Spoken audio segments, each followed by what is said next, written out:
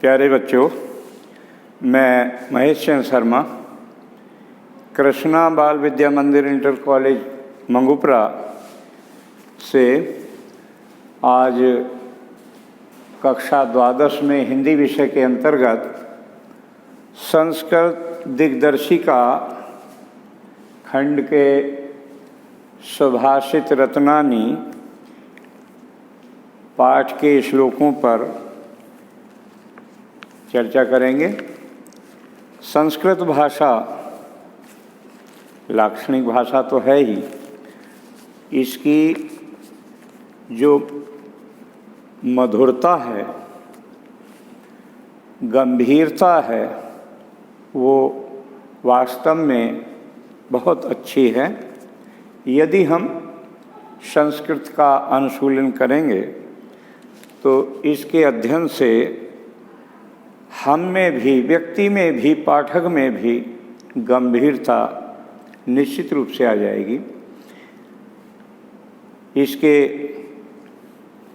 श्लोक वास्तव में एक एक श्लोक मानव के जीवन को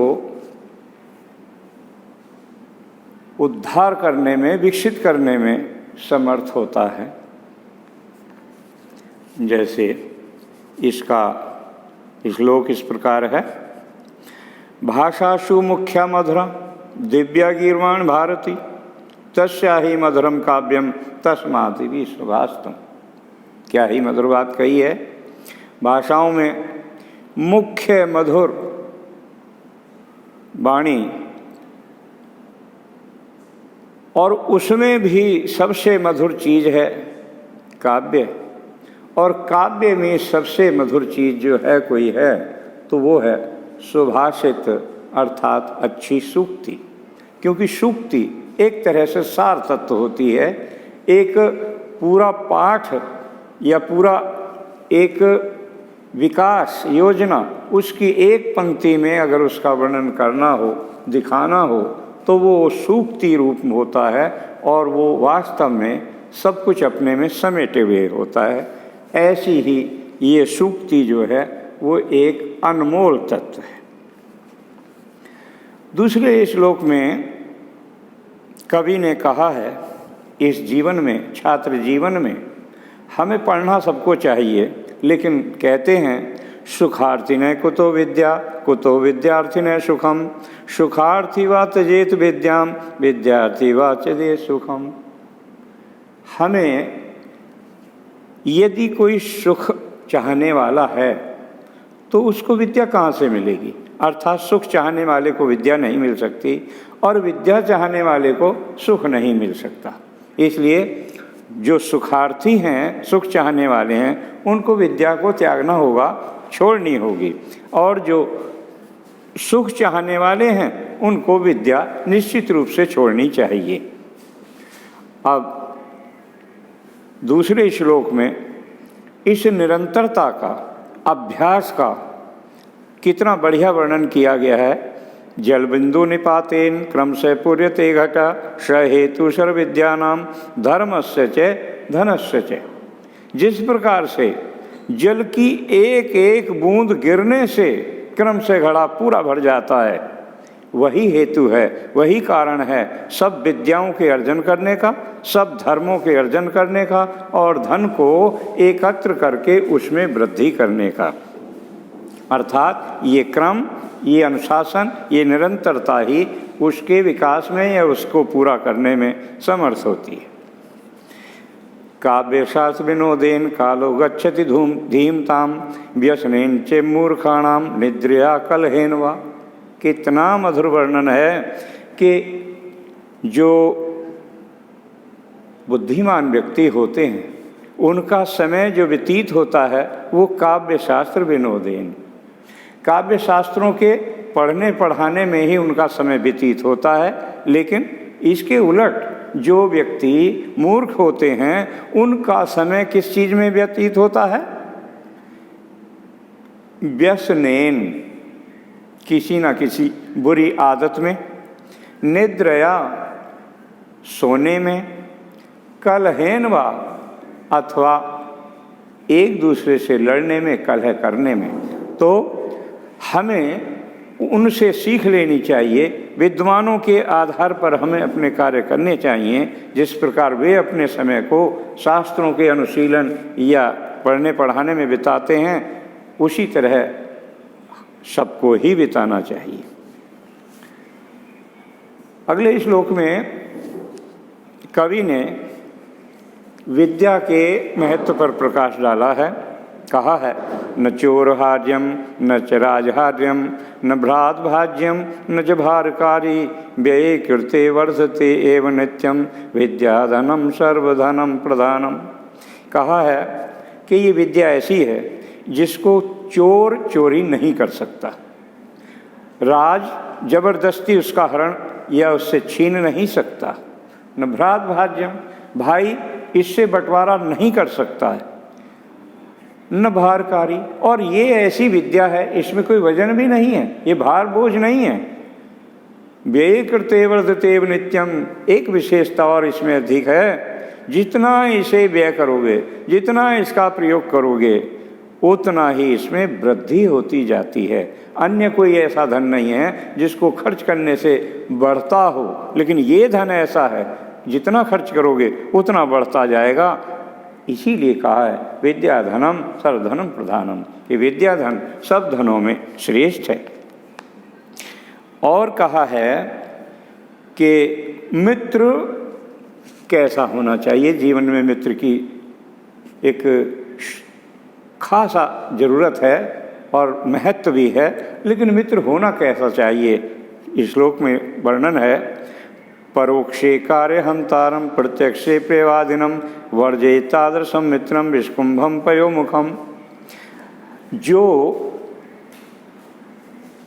पीठ पीछे कार्य को बिगाड़ने वाला यानी बुराई करने वाला हो, प्रत्यक्षे प्रेवादिनम, और सामने वो मीठा बोलने वाला हो, हर समय अच्छी अच्छी बात बताने वाला हो, वर्जयितादृशम मित्रम, उस मित्र को उसी तरह छोड़ देना चाहिए या उस मित्र की जगह मित्र के लिए उसी तरह समाप्त हो जानी चाहिए जिस प्रकार से किसी घड़े में विष भरा हो और उसके मुंह पर दूध रखा हो, तो उस जहर को, उस दूध को जिस तरह से छोड़ देते हैं, उसी तरह से कपटी मित्र को भी छोड़ देना चाहिए।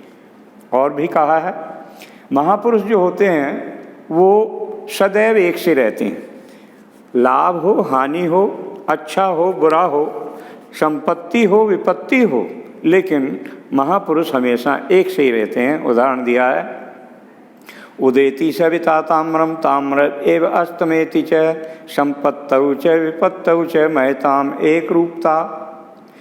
जिस प्रकार सूर्य उदय होते समय और अस्त होते समय ताम्र वर्ण का होता है, एक ही रूप में दिखाई देता है, उसी तरह महापुरुष भी संपत्ति हो या विपत्ति हो सदैव एक स्वरूप में रहते हैं, एक से ही रहते हैं, इसलिए वो महत्ता होनी चाहिए। और लिखा है, ये कुछ चीज़ें ऐसी हैं जो दुष्ट पुरुषों में और अच्छे पुरुषों में किस प्रकार से कार्य करती हैं। विद्या विवादाय धनम मदाय शक्ति परेशान परिपीडनाय खलश्च साधो विपरीत एतत् ज्ञानाय दानाय च रक्षणाय। जिस प्रकार से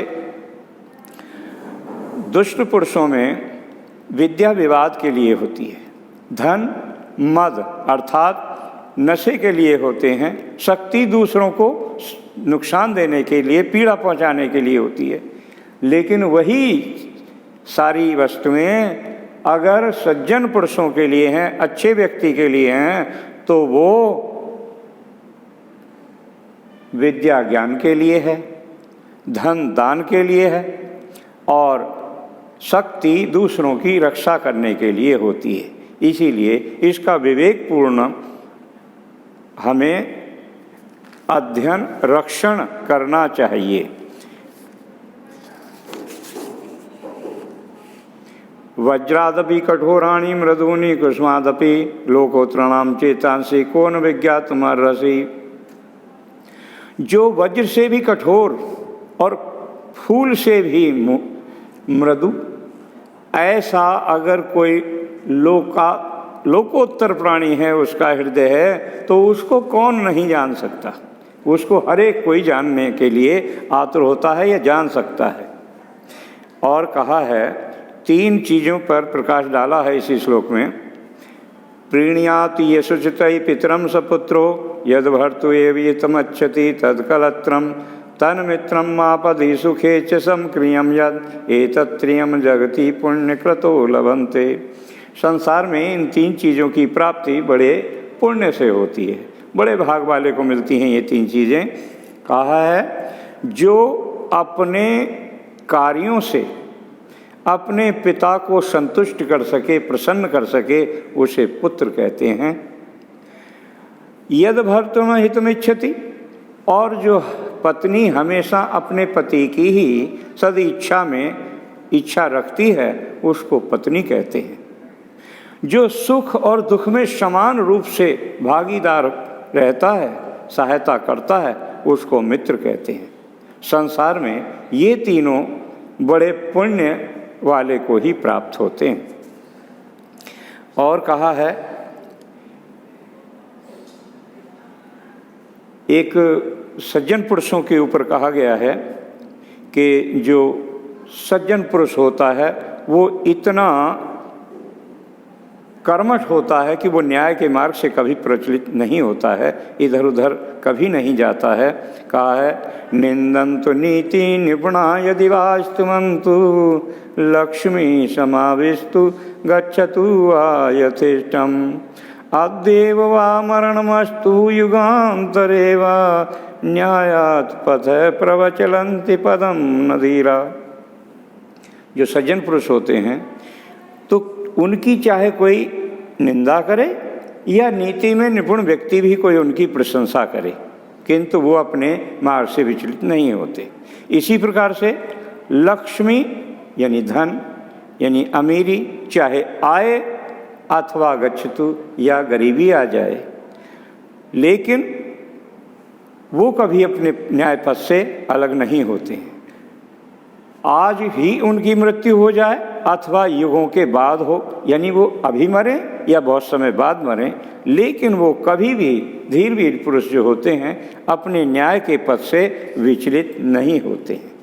ये इस पाठ की PDF आपको वीडियो के बाद भेज दी जाएगी और उसमें जो श्लोकों के अर्थ लिखे हुए हैं उनको अपनी कॉपी पर उतारना है, बनाना है, और ये कापियाँ आपको विद्यालय में आकर निरीक्षण भी कराना है इनका और याद भी करना है।